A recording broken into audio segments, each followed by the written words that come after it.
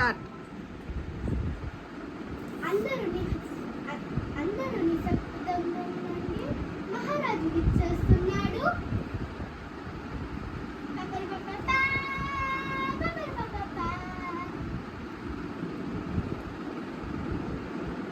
మహారాజా, మీరే కదా ఈ లోకంలో అందరికన్నా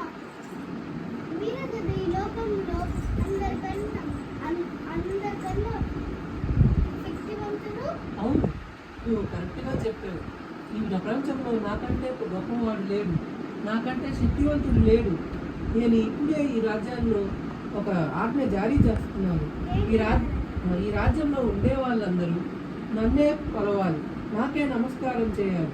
అలా చేయని వారిని అగ్నిగుండంలో పడవేయమని ఆజ్ఞ జారీ చేయండి.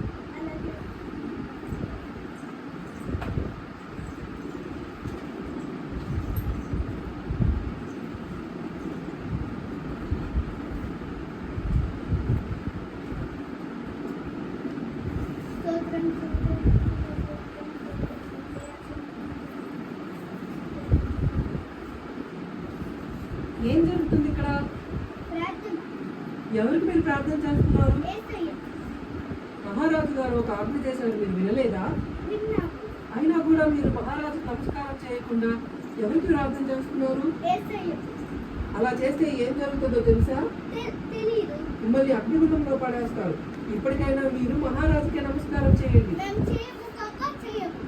మీ సంగతి చెప్తాను.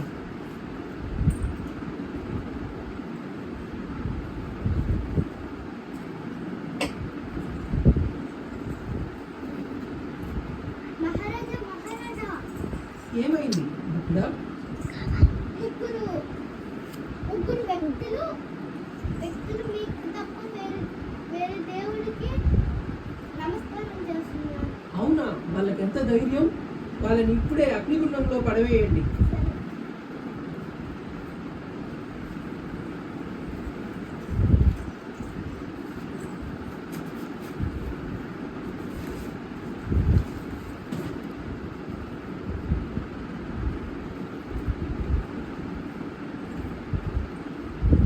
షెడ్రక్, మెషక్, అబేద్నెగోలారా, ఇదే మీకు చివరి ఆజ్ఞ. ఇప్పటికైనా మీరు మీ దేవుడికి ప్రార్థించడం మాని మహారాజుకే నమస్కారం చేయండి.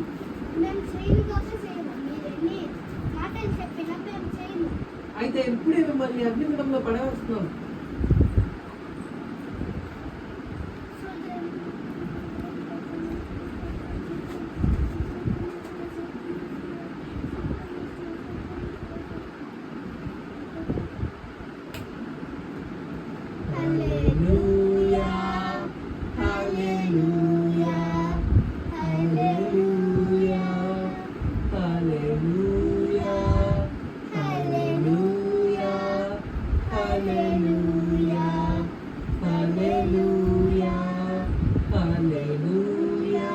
ఏంటి?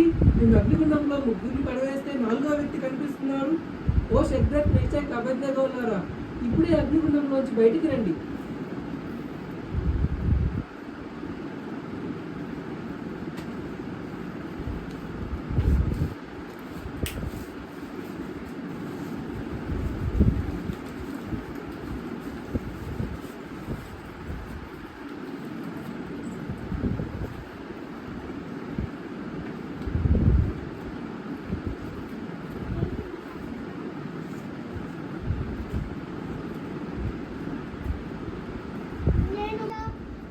అగ్నిగుండంలో పడివేశాను.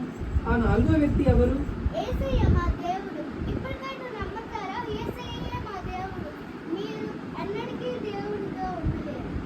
అంత పెద్ద అగ్నిగుండం నుంచి మిమ్మల్ని రక్షించింది యేసు ప్రభువా. ఆయన చాలా గొప్పవాడు.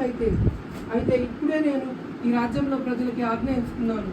ఇక మీదట అందరూ షెడ్రక్, మెషక్, అబేద్నెగో వాళ్ళ దేవుడైన యేసు ప్రభువుకే నమస్కారం చేయాలి, ఆయనకే ప్రార్థన చేయాలి.